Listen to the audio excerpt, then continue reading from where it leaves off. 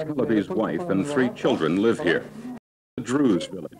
Its people members of a religious sect that traces its origins back to the 9th century when the Druze broke away from Islam and formed their own religion. Primarily a mountain people, they are neither Arab nor Jew. Halbi, 34, holder of a master's degree and a television reporter, may not be a Jew, but his village is in Israel and he is an Israeli. His family and the village elders want to return to the village permanently instead of just coming home on weekends because they believe his life is in danger. Halbi is a reporter for Israeli television. He covers the occupied West Bank and has for more than 5 years. His reporting has brought cries of outrage from both Arabs and Israelis and threats against his life. An Israeli army veteran, many Arabs think he supports Israel's occupation of the West Bank and reports that way. Since he is not a Jew, some Israelis think he is pro-Arab. I'm not an Arab lover. I don't hate them. I don't love them. It's not a matter of love and hate. It's a matter of life, of existence in this area. And we cannot do what we do in the West Bank and not to bring it to the people in Israel. But there are those who refuse to believe Halbi can be objective. Back in June of 1979, Jews moved into the controversial West Bank settlement of Elon Moreh. Arabs complained that land they owned and farmed had been confiscated for the settlement.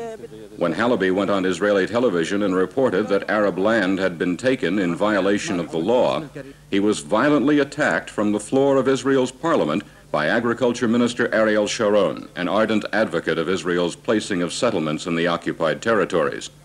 Sharon called Halbi a terrorist and a sympathizer of the Palestine Liberation Organization.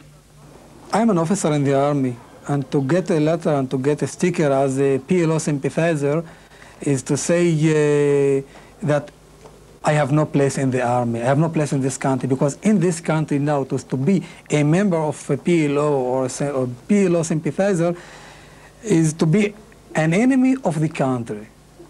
Lately, the threats against Halbi's life have been increasing, and now wherever he goes, there is a bodyguard, and he sleeps in a different place every night.